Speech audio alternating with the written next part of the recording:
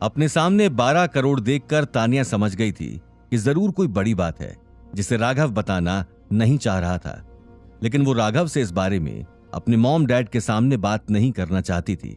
तभी तानिया ने एक नजर पीटर और सीरा को देखा और कहा, ठीक है डैड, राघव शायद ठीक कह रहा है, हम लोग इस बारे में बाद में बात करेंगे। अभी राघव भी बहुत थका हुआ है और इस वक्त बैंक को ये पैसा देना बहुत जरूरी है, और वैसे भी मुझे राघव के ऊपर खुद से ज्यादा भरोसा है। वो कभी ऐसा कोई काम नहीं करेगा जिससे मुझे दुख हो और मैं परेशान हो जाऊं। इतना कहकर वो राघव को मुस्कुराकर देखने लगी। तानिया की बात सुनकर राघव ने मुस्कुराते हुए उसे देखा और उसके पास आकर कहा, तानिया, मैं कभी तुम्हारा भरोसा टूटने नहीं दूंगा। मुझे अपनी आने वाली पूरी लाइफ तुम्हारे साथ ही बितानी है। मुझे भी अपनी आगे की पूरी लाइफ तुम्हारे साथ ही जीनी है।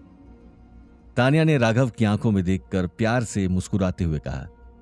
तभी पीटर ने आगे आकर कहा, अब सारी बात तुम दोनों अकेले ही कर लोगे कि हमें भी कुछ बोलने का मौका दोगे? भूलो मत, हम दोनों भी यहीं खड़े हैं। नहीं डैड, ऐसी कोई बात नहीं है, कहिए ना, राघव ने मुस्कुराते हुए कहा। अब सारी प्रॉब्लम सॉल्व हो गई है, अभी इस तरह की बातें करके क्यों अपना मूड खराब करना। सबसे पहले तो उस मॉरिस और रुस्तम के मुंह पर ही पैसे मारना, जिससे उनको पता लगे कि पैसा ही सब कुछ नहीं होता है, इंसान की भी कुछ अहमियत होती है। राघव की बात सुनकर पीटर ने गुस्से में कहा, यस डैड, मैं अभी मॉरिस को कॉल कर दूंगा। अभी सारी बात कंपनी में जाकर ही होगी। आखिर कंपनी में काम करने वाले लोगों को भी मॉरिस का असली चेहरा दिखाना जरूरी है। राघव ने एकटक पीटर को देखते हुए कहा। उसके दिमाग में अब सिर्फ मॉरिस की कई बातें चल रही थी और वो उसे किसी भी हाल में छोड़ने वाला नहीं था। राघव की बात सुनकर तानिया ने हल्की मुस्कान के साथ अपने मॉम डैड को कहा, मॉम डैड, अब आप लोग जाकर आराम कर लीजिए। आप दोनों ही पूरी रात से नहीं सोए हैं, प्लीज आप जाकर सो जाइए। राघव और मैं थोड़ी देर में कंपनी निकल जाएंगे। हाँ बेटा, तुम्हें किसी भी चीज की जरूरत हो तो मुझे बता देना, पीटर ने मुस्कुराते हुए कहा और अपने कमरे की तरफ चला गया। तानिया ने एक नजर मुस्कुराते हुए पीटर को जाते हुए देखा और राघव के पास आकर कहा, मैं इन पैसों को रूम में जाकर रख देती हूं। इतना कहकर वो भी अपने रूम में चली गई। वहीं दूसरी तरफ राघव जैसे ही अपने रूम की तरफ जाने के लिए मुड़ा, सीरा ने उसे आवाज देकर वहीं रोक दिया। सीरा की आवाज सुनते ही राघव ने एक नजर उन्हें देखा और कहा, यस मॉम। राघव, मुझे तुमसे कुछ बात करनी है। सीरा ने राघव को देखते हुए कहा, कहिए मॉम। राघव समझ गया था कि सीरा पैसों को लेकर ही बात करने वाली है। राघव, मुझे नहीं पता कि तुमने इतनी जल्दी इतने सारे पैसों का इंतजाम कैसे किया, और वैसे मैं तुम्हें बहुत टाइम से नोटिस कर रही हूं, तुम कभी खुलकर बात नहीं करते। ना ही तुमने आज तक ये बताया कि दादी को देने के लिए इतना महंगा गिफ्ट कहां से लाए थे। इन सभी बातों को लेकर कभी कभी मेरे मन में सवाल खड़े हो जाते हैं। सीरा ने एक एक बात को समझाते हुए कहा। सीरा की बात सुनकर राघव समझ गया था कि सीरा को उस पर शक हो गया था। तभी राघव ने उसे समझाते हुए कहा, मॉम, ये सच में मेरी सेविंग के पैसे हैं, जो शायद इस सिचुएशन में निकालना मुझे सही लगा, और मैं आपसे कोई बड़ी बात नहीं छुपा रहा हूं। इतनी बड़ी रकम? देखो राघव, मेरी बात को गलत मत समझना। चाहे हमारे बीच हमेशा मतभेद रहे हों, लेकिन वो सिर्फ इसलिए कि तानिया मेरी इकलौती बेटी है और अब वो तुमसे बहुत प्यार करती है, इसलिए मैं नहीं चाहती कि उसका दिल कभी टूटे। उसने जिंदगी में पहली बार किसी लड़के पर इतना भरोसा किया है। मैंने उसे बड़े होते देखा है। उसने हमेशा ही इंडिपेंडेंट होकर अपनी लाइफ को जिया है। फिर उसकी लाइफ में तुम आ गए और अब वो तुमसे बहुत प्यार करती है, तुम्हारे ऊपर बहुत भरोसा करती है। सीरा ने राघव की आंखों में देखकर उसे समझाते हुए कहा। सीरा की बात सुनकर राघव ने जवाब दिया, मॉम, मैं आपकी सारी बातें समझता हूं और मेरा यकीन कीजिए कि मैं कभी तानिया का दिल तोड़ने के बारे में सोच भी नहीं सकता हूं। मैंने अपनी जिंदगी में सिर्फ एक ही लड़की से प्यार किया है और वो है तानिया। मैं जानती हूं तुम दोनों एक दूसरे से बहुत प्यार करते हो, एक दूसरे की केयर करते हो, एक दूसरे की इतनी रिस्पेक्ट करते हो, लेकिन बेटा, मैं कल रात तानिया को देखकर बहुत डर गई थी। मैंने कभी उसे इतना कमजोर नहीं देखा, बस इसलिए तुम्हें ये सब बता रही हूं। आखिर एक मां हूं, अपनी बेटी के बारे में सोचने से पहले खुद को रोक नहीं सकती हूं। सीरा ने समझाते हुए कहा।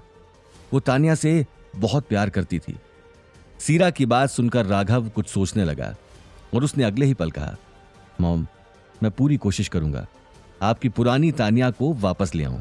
बस आप मुझे थोड़ा टाइम दो। मुझे तुम्हारे ऊपर पूरा भरोसा है, क्योंकि तानिया के लिए तुमसे बेहतर लड़का नहीं मिल सकता। ये बात मैं अच्छी तरह से समझ गई हूं। सीरा ने राघव के गालों को हाथ लगाकर कहा और अगले ही पल वो अपने रूम में चली गई। सीरा के जाने के बाद राघव सोफे में बैठकर सोचने लगा। बैठे बैठे उसके दिमाग में सिर्फ यही बात चल रही थी कि वो बहुत जल्द अपना सच तानिया को बता देगा, क्योंकि वो अब तानिया को और अंधेरे में नहीं रखना चाहता था, क्योंकि अब वो तानिया से बहुत प्यार करने लगा था। यही सब सोचते हुए राघव अगले ही पल अपने रूम में चला गया। रूम में जाकर उसने एक नजर पैसों के बैग को देखा। तभी तानिया ने आकर उससे कहा, राघव, रेडी हो जाओ। मैंने श्रेया से कहकर ऑफिस में मीटिंग के लिए कह दिया है, जिसमें मॉरिस के साथ साथ सभी लोग आने वाले हैं, और उसे बैंक में जाने को भी बोल दिया है। वो हमें ऑफिस छोड़कर सीधे बैंक निकल जाएगी। मैंने बात कर ली है, वो प्रॉब्लम सॉल्व हो जाएगी। अब बस ऑफिस में मुझे मॉरिस और याशी के साथ बात करनी है। ठीक है, अगर प्रॉब्लम हो तो मैं मैनेजर से बात कर सकता हूं। राघव ने तानिया की बात सुनते ही कहा, नहीं, बैंक का कोई प्रॉब्लम नहीं है। मैंने अभी अभी मैनेजर से बात की है, उन्होंने कंपनी की कीज भी वहां भेज दी हैं। बाकी सब श्रेया हैंडल कर लेगी। हमें अभी कंपनी में कुछ लोगों को हैंडल करना है, तानिया ने राघव की आंखों में देखकर कहा। तानिया की बात सुनते ही राघव थोड़ी ही देर में ऑफिस जाने के लिए रेडी हो गया। थोड़ी ही देर में वो दोनों अपने रूम से निकल गए। थोड़ी देर में ही श्रेया कार लेकर वहां पहुंच गई और उसने मुस्कुराते हुए कहा, हेलो तानिया, अब कैसी है तुम्हारी तबीयत? श्रेया की बात सुनकर तानिया ने मुस्कुराते हुए एक नजर राघव को देखा और श्रेया से कहा, मैं तो बिल्कुल ठीक हूं, लेकिन आज बहुत सारे लोगों की तबीयत बिगड़ने वाली है। तानिया की बात सुनकर राघव और श्रेया मुस्कुराने लगे। आज बहुत दिनों बाद तानिया को इतना कॉन्फिडेंस में देखकर राघव बहुत ही अच्छा फील कर रहा था। अगले ही पल वो लोग कार लेकर वहां से निकल गए। तभी तानिया ने अपनी बात पर जोर देते हुए श्रेया से कहा, श्रेया, मैंने तुम्हें सबको इन्फॉर्म करने के लिए कहा था, तुमने कर दिया? यस तानिया, मुझे लगता है सभी लोग पहुंच गए होंगे। बहुत सारे लोगों को तुमसे बात भी करनी थी। श्रेया ने कार चलाते हुए कहा, आज मैं सबके सवालों के जवाब ही देने जा रही हूं। लोगों ने अपनी मनमानी बहुत कर ली, अब कंपनी में सिर्फ मेरी ही चलेगी। तानिया ने सख्त आवाज में कहा। वो आज किसी को छोड़ने वाली नहीं थी। तानिया के इतना कहते ही श्रेया ने कार की स्पीड तेज करके सीधे कंपनी की तरफ घुमा ली। थोड़ी देर में ही वो लोग कंपनी पहुंच गए।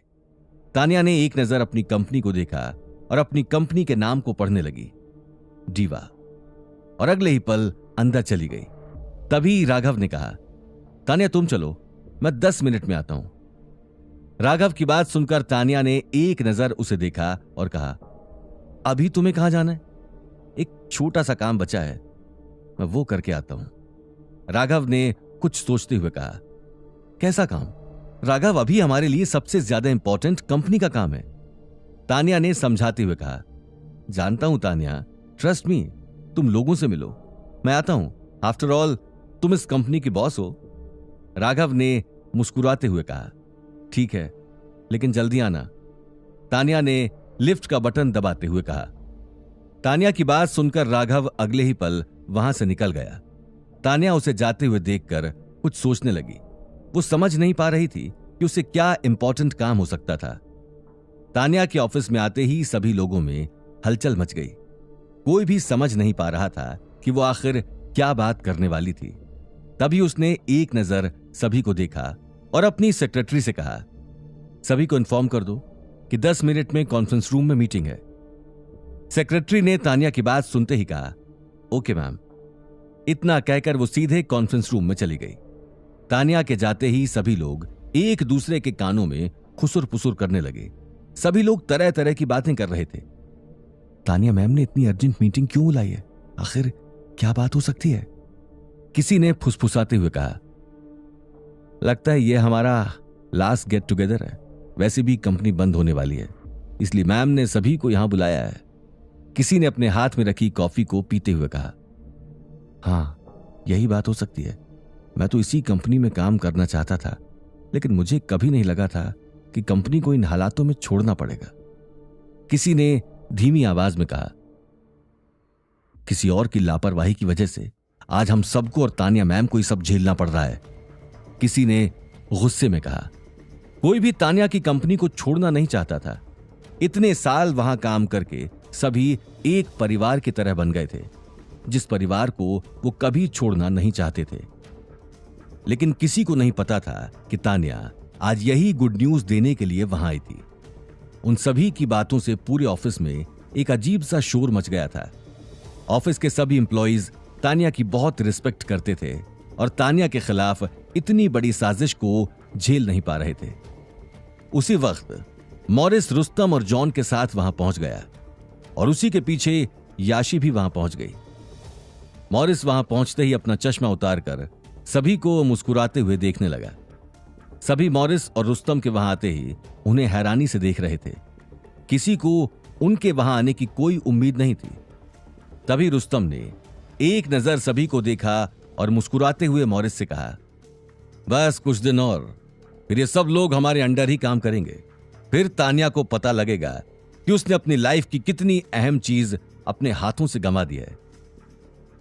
रुस्तम, मेरे बिजनेस का जितना भी नुकसान हुआ है वो उस राघव से हमें वसूल करना है, और मेरा जितना भी नुकसान हुआ है वो मैं अपनी तानिया से वसूल करूंगा। वो भी अब जिंदगी भर याद रखेगी कि किस आदमी से पाला पड़ा था। इतना कहकर मॉरिस जोर जोर से मुस्कुराने लगा। तभी जॉन ने आगे आकर कहा, लेकिन डैड, वो राघव घर जमाई अभी तक नहीं दिख रहा है। राघव ने जो वार जॉन की गर्दन पर किया था उसकी वजह से जॉन अभी तक सही से नहीं बोल पा रहा था। उसकी गर्दन में अभी तक बहुत तेज दर्द हो रहा था। छुपकर बैठा होगा कहीं। पैसों का इंतजाम नहीं हुआ तो वैसे भी किसी को अपनी शक्ल दिखाने के लायक नहीं रहेगा। शायद उसी की प्रैक्टिस कर रहा होगा, मॉरिस ने मुस्कुराते हुए कहा, और अगले ही पल सभी को देखते हुए आगे कहा, लेकिन तानिया ने आज अचानक सबको यहां क्यों बुलाया है? आखिर क्या बात है? मॉरिस ऑफिस के सभी लोगों को वहां देखकर कुछ समझ नहीं पा रहा था। वो यही सोच रहा था कि तानिया की कंपनी कुछ ही दिनों में पूरी तरह से उसकी हो जाएगी। शायद यही बात करने के लिए तानिया ने उसे आज कंपनी में बुलाया था। उसके दिमाग में एक साथ बहुत सारी बातें चल रही थी, जिन्हें सोचकर वो मन ही मन मुस्कुराने लगा।